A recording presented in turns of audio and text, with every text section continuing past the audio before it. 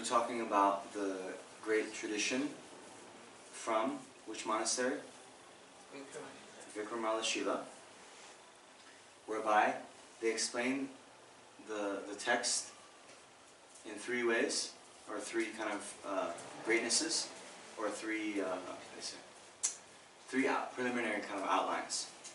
Greatness of the teacher, greatness of the teaching, and then how to engage in listening and receiving the teachings.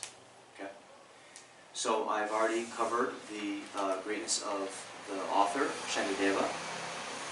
And to just take a little step back, there's an important lesson, actually a few important lessons to be gleaned here. Yeah? One is, like the Tibetan Kadam masters said, right? Keep three secrets. Right? Three things that they don't talk about. Your own good qualities, the faults of others, and your plans for virtuous activities. Okay? You guys understand? So, you know, there's many stories like this. So-called hidden yogis, hidden masters, right? Whereby to ordinary appearances, they didn't appear like a Buddha or a great yogi or anything, right? So here, Shantideva's classmates, they thought all he did was, eat, sleep, and shit, right? And Tilopa, the great Indian master, people thought he was a madman. And Marpa, another great Tibetan master, he took the aspect of a simple farmer, right? And then more recently, even within our own lifetimes, there's many great stories of Geshe Lama Kuncho, who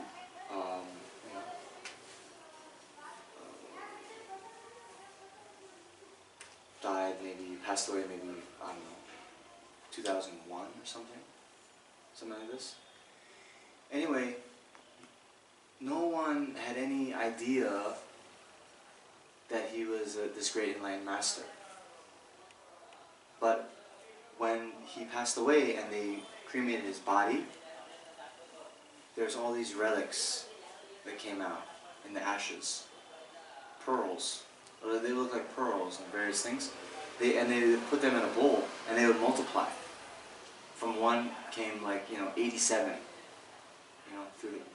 These are sort of signs of a realized master's attainments. So, the two lessons for us is one, maintaining a kind of humble aspect, not making a big show, right, of our inner qualities, even if we have them. Especially if we don't have them, right? Because that's the other thing, right? Unfortunately, in this day and age, there are many charlatans that will, mislead people, wanting power, fame, admiration. But even if we do have qualities, there's no need to make a big show of it.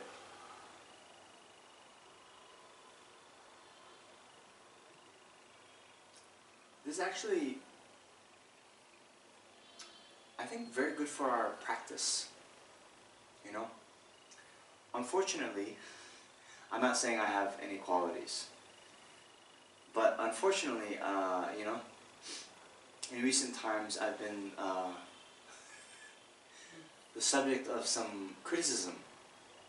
Can you imagine? And then it got to the point where it's like, oh, I see what this person is saying about me, and it's not true. I mean, there are many true things with which you can criticize me, okay? Don't get me wrong. But this one, that they were, it was actually not justified, okay?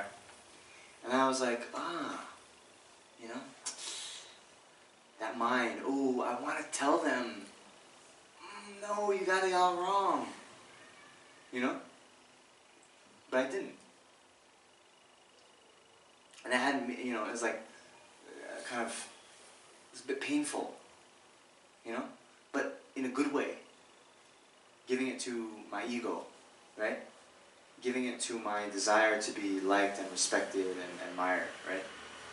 And to be right.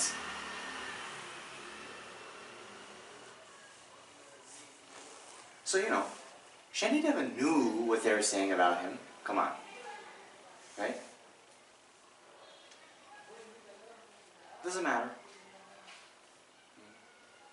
If everyone says you're the best in the world, or if everyone says you're the worst in the world, it doesn't change, right, who you are.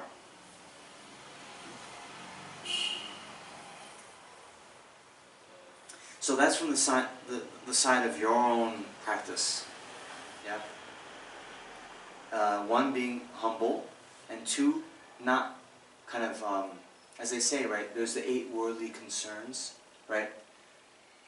These 4 pairs of opposites that we worldly people are so, how do you say, we're slaves to them. All of our actions are just designed to kind of get the 4 that we like and avoid the 4 we don't. So the pairs are, you know, gain and loss, right? Pleasant experience or unpleasant experiences. Good reputation, bad reputation. And, well, like praise and blame. Which is kind of related to a good reputation or bad reputation, but it just means like someone saying, oh, you're the best, Anita. You know? Versus, then the reputation is like, not just what people are praising you to your face, but you're kind of renowned in the world. Right?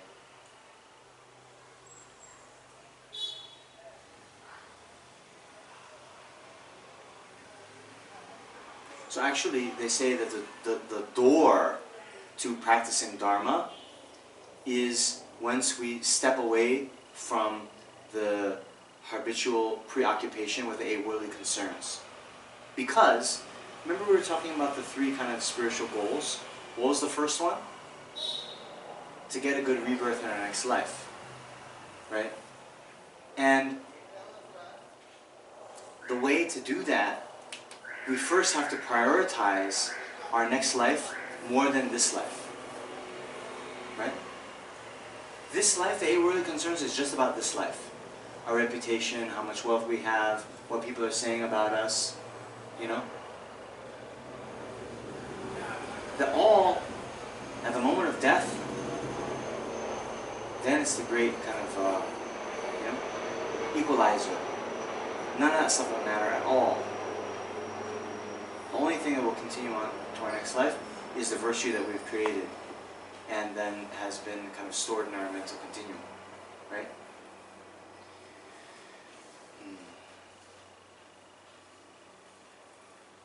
So letting go of their worldly concerns, you know? Then you can see, Shantideva, all these other masters, they do that. They did that perfectly.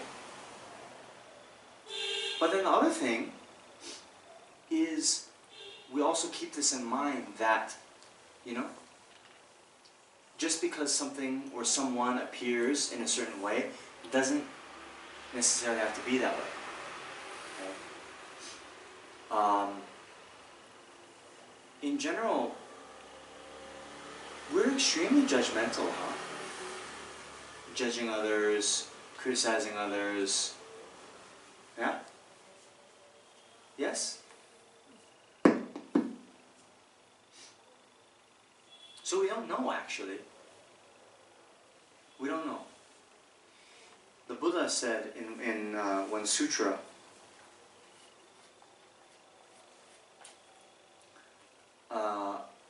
unless you're me, or someone like me, don't measure others. You yourself will degenerate. Okay? So, the significance here, the Buddha is omniscient. Right? So, the Buddha can, with absolute certainty and clarity, assess others. So if you're the Buddha or someone like the Buddha, means if you're also enlightened and know everything, then you can assess. But otherwise, just because things appear to us in a certain way doesn't mean that it's true. In fact, our appearances are deceptive. Right? And, how things appear to us are also, they're coming through the filter of our own biases.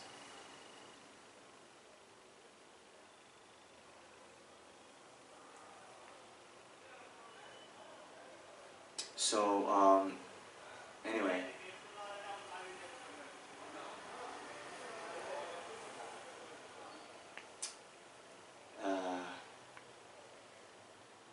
Judge not, lest you be judged yourself, some kind of thing. That's a Bob Marley song, actually. But I think it's coming from something in the Bible. Anyway, so those are just some things I wanted to share, right?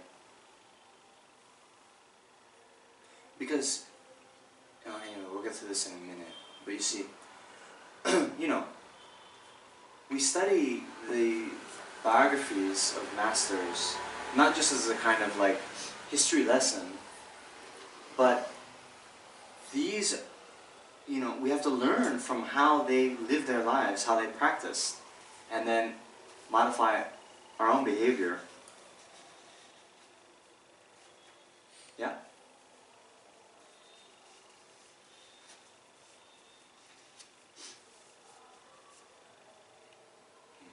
Okay. So, greatness of the teacher, greatness of the teaching, I've explained. Now, how to listen to and explain the teachings. Okay. So this again is very important. Very, very important. Okay. So here again in the Lamrim, it is explained in three parts, three outlines. Contemplating the benefits of hearing the teaching, developing reverence for the teaching and the instructor, and then how to actually listen to the teaching. Okay. So, I'll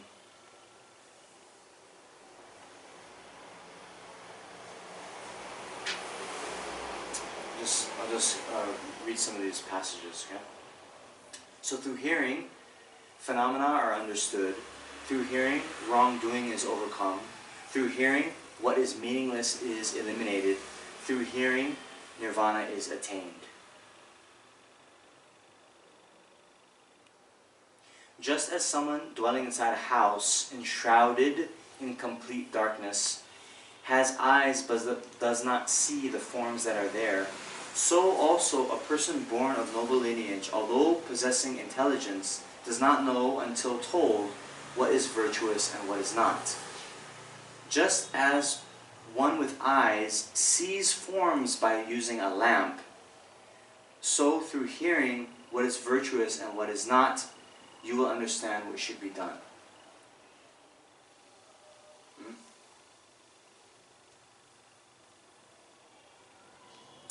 Okay, one more. This is from the Jataka tables. Through hearing, you become faithful, and your delight in virtue becomes steadfast. Wisdom arises, and delusion will vanish. This is worth buying even with your flesh. Wow. Hearing is a lamp that dispels the darkness of delusion, the supreme wealth that cannot be carried off by thieves, a weapon that vanquishes the foe of confusion. It is the best of friends, revealing personal instructions, the techniques of method. It is the friend who does not desert you in times of need, a harmless medicine for the illness of sorrow, the supreme battalion to vanquish the troops of great misdeeds. It is the best fame, glory, and treasure.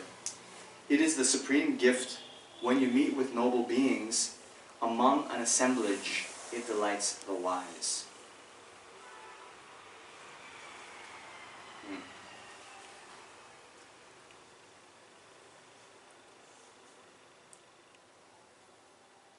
Then also,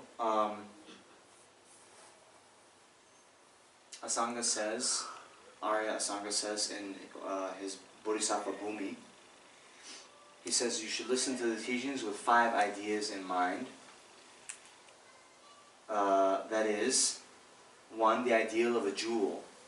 Due to the fact that the teachings are rare because Buddhas seldom appear, nor do their teachings. The idea of an eye, since the wisdom that arises together with hearing the teachings becomes greater and greater. The idea of illumination, since the eye of wisdom that has arisen will see the real nature, the emptiness and the diversity of all phenomena. The idea of great benefit, since in the end the teachings bestow the results of nirvana and great enlightenment. And the idea of being beyond reproach, since from the very moment you will attain the bliss of meditative serenity and insight, the causes of nirvana and great enlightenment. Okay? So, let me just, how do you say it? Again, take a step back, right? You see, enthused by great compassion, you taught the Holy Dharma to overcome all wrong views to Gautam Buddha I prostrate, right? Okay.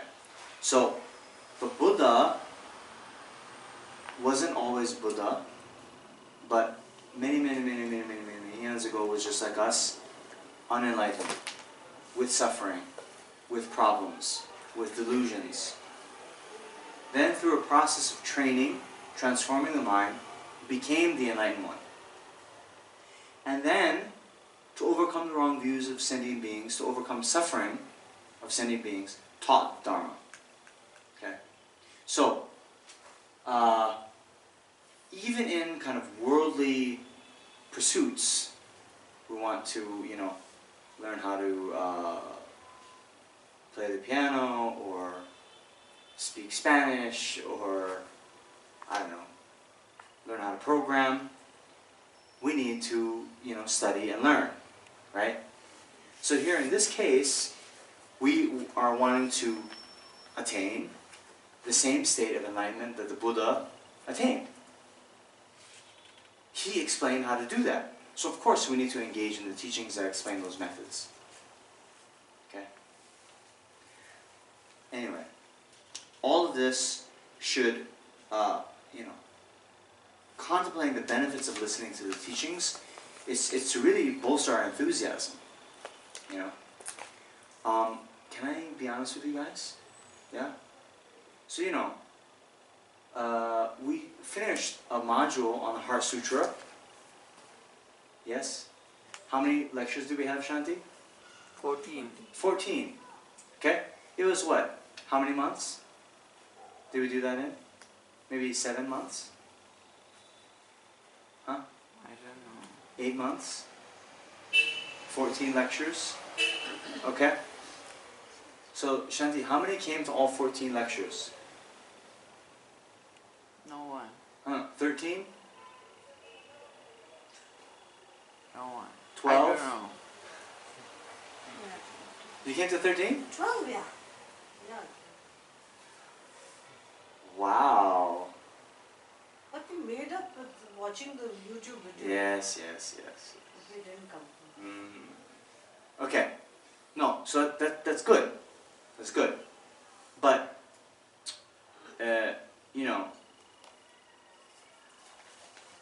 this, if we do the Shantideva Bodhisattva Charyavatara the way I would want to do it,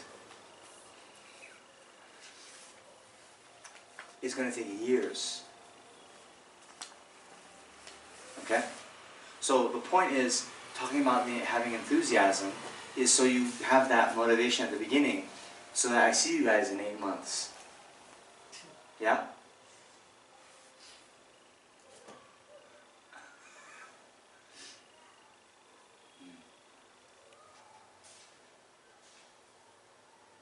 Okay.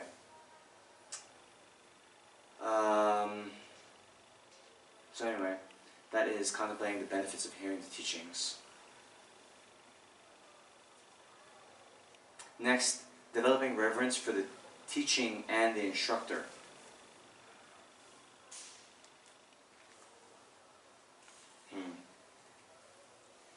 So the Siddhigarbha Sutra says, listen to the teachings with one-pointed faith and respect. Do not censure or deride the speaker. Honor your instructors. Develop the idea that they are like a Buddha. Okay, so I'm not, promoting myself. Okay, it's not like that. But you see, even sitting on a higher seat like this, it's not just so people in the back can see. It's because what is being taught is being, venerated. So even the Buddha himself, before he taught at Vulture's Peak, he arranged his own seat. Yeah, because what is being taught is being respected. Okay. So, because the content, the subject matter of the teaching is to be venerated,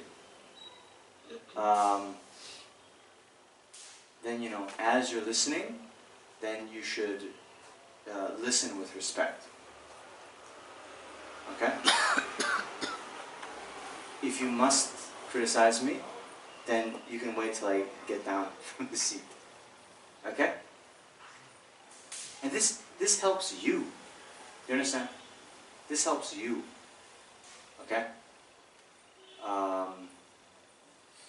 Anyway, we will get into this in a little bit.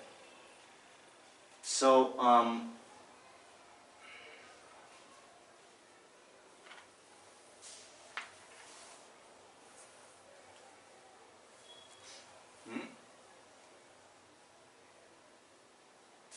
again, in the Jataka Tales, it says, this is for advice for people listening to teachings.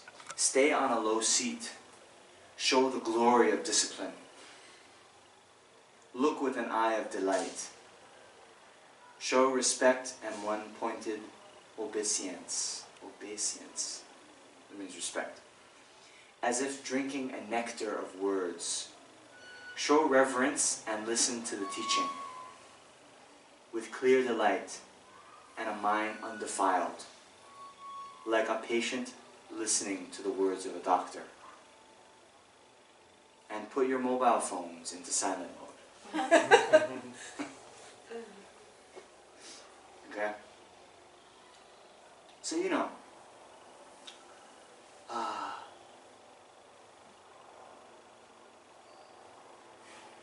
maybe you guys will appreciate more later when you, and I hope you all get to this point where you really see something in the teaching that is so beneficial for your mind, then the respect will come, right? So you don't have to just take my word for it, right? But you can imagine, okay, I know from my experience many years ago, right? You go to a movie theater, right? And you want to watch the movie, there's some people talking and it really bothers you. You're like, shh, I'm trying to listen, right? Right? So, just as we would get engrossed in some kind of movie, we need to have that kind of, you know what I mean? So Anita, I hope you're comfortable, but a little bit like lounging there. You're writing, but sometimes people will be in that position and then very soon they fall asleep. No. Okay, I'm not saying you. Okay? Alright, so I'll finish this, how you actually listen, and then we'll call it a night, okay?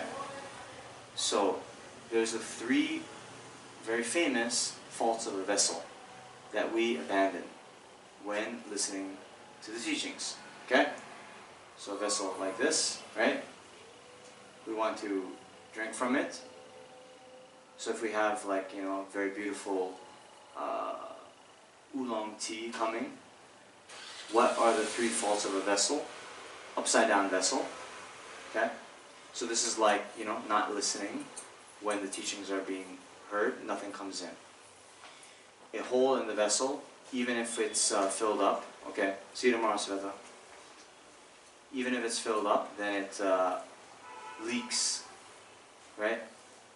So this is, even if we do listen, but then not kind of going over what we've learned, waiting until like the next weekend and not kind of reviewing our notes, not studying, then we'll forget. And then third is the dirty vessel, you know. So even if it's right side up, even if it doesn't have a hole, if there's dirt in it, then if we pour something nice inside, it would be unsuitable to drink. So that is what is then referred to with the you know, improper motivation, trying to kind of you know, fault find or criticize. Then there's 6 ideas. So we should think of ourselves as a sick person. Okay?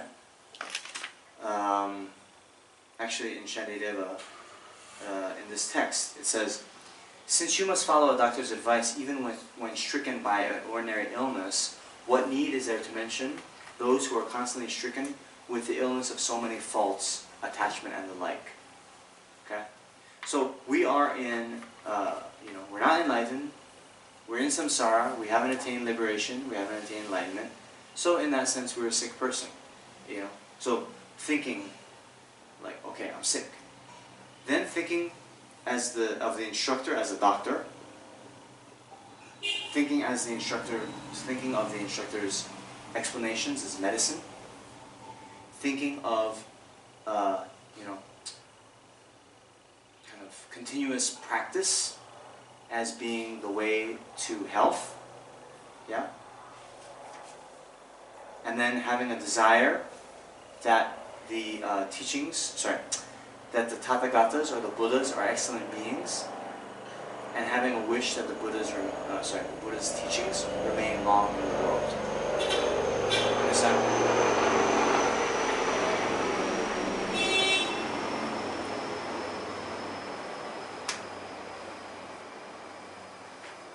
Okay. Okay. So there's just a little, you know, ancillary thing. Then the kind of guidelines for the teacher, right? So the teacher should also contemplate the benefits of explaining, and then the teacher should also develop reverence for the Buddha and the teachings, and then explain the teaching with a mind of compassion for the students, not with a mind wanting you know, respect or offerings or these kinds of things. And then there's some rules as to, you know, who to teach and not.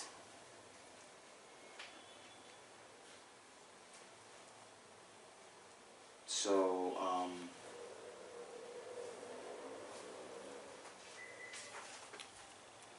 anyway, like that. So, that's the preliminary, and we're finishing up now.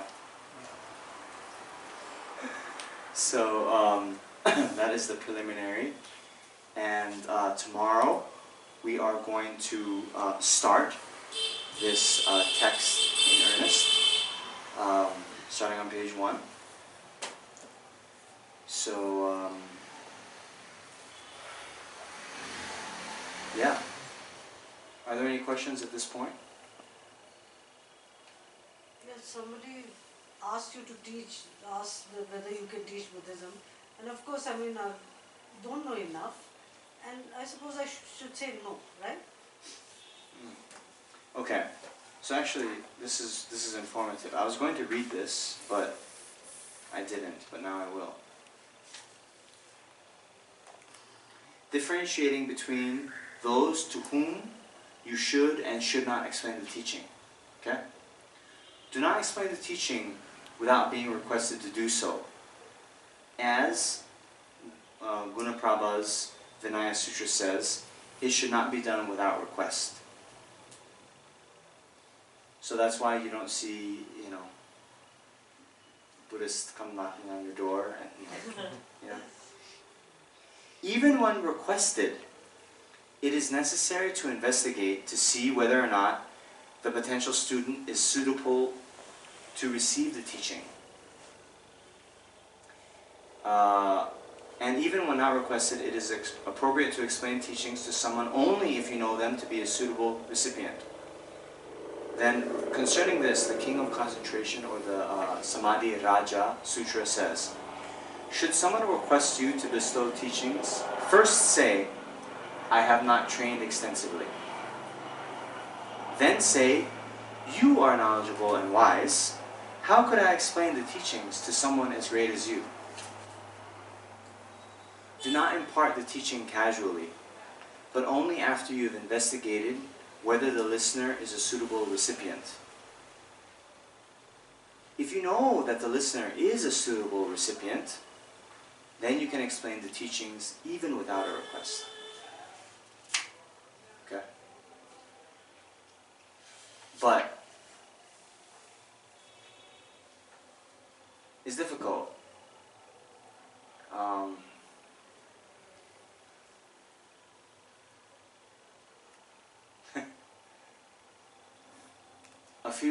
Many years ago, I came across a quotation, some advice by a Tisha. I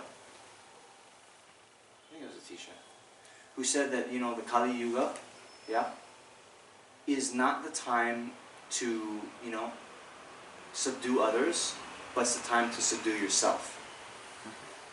Right? It's not the time to go out in the world, benefiting others, but it's a time for isolation, in retreat, to benefit yourself. Anyway, he has all these kind of advice like that. And I went to my teacher and I'm like,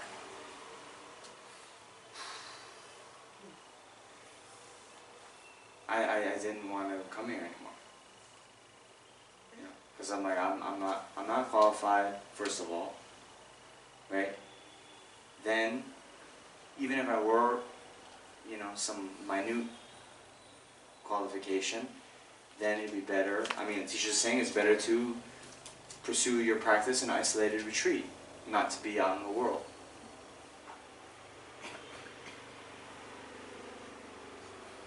So, how did that conversation go with my teacher?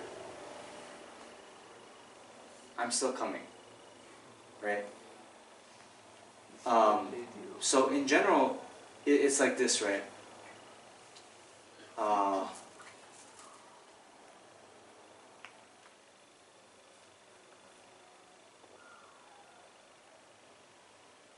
If we wait until we're ready, it'll never happen, right? So, knowing your own limitations and keeping in mind a sense of humility, right? If someone does ask you about the teachings, of course, you say, oh, I don't know much, or like, send them to sources that are credible, right? Don't have any kind of pretense about it. But some little things, just to give them a kind of taste, is okay. Like the Four Noble Truths or something. I mean, the elementary things like that. You know these people better than me, right? But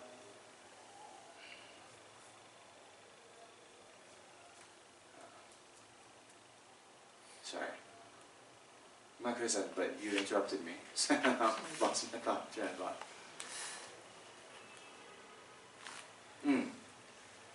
But especially if people have wrong views,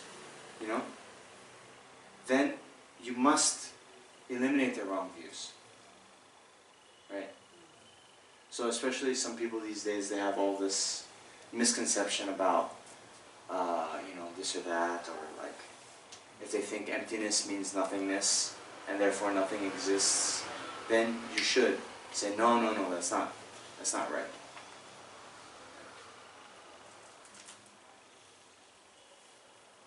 That's my opinion.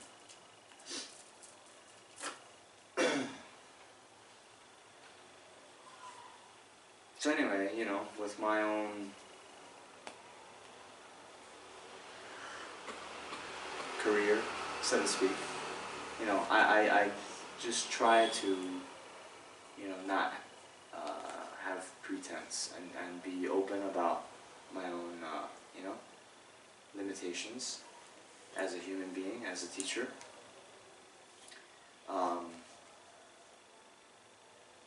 Nonetheless, these teachings are authentic, and I try to avoid the three faults of a container when I receive these teachings from my guru. So now whatever has remained and not evaporated, then we can try to impart to you guys. Okay? Alright, so maybe we'll leave it at that for tonight. And tomorrow at 10, we're going to continue with the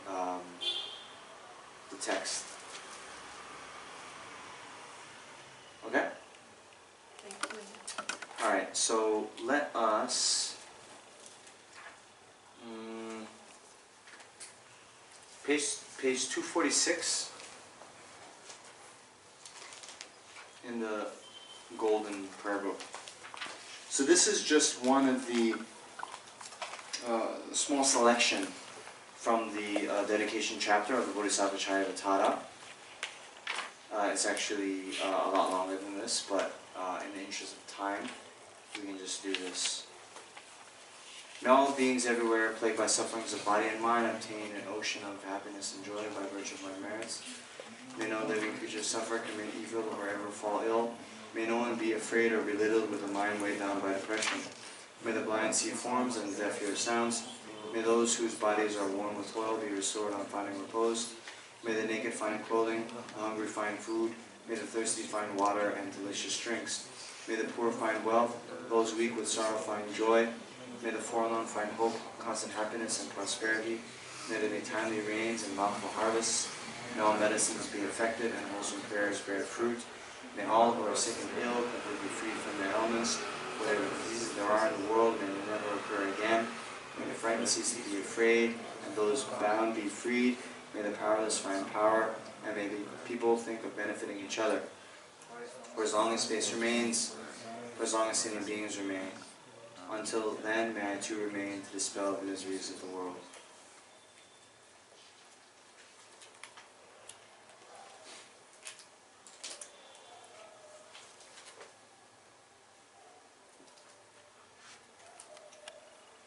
Okay, thank you very much.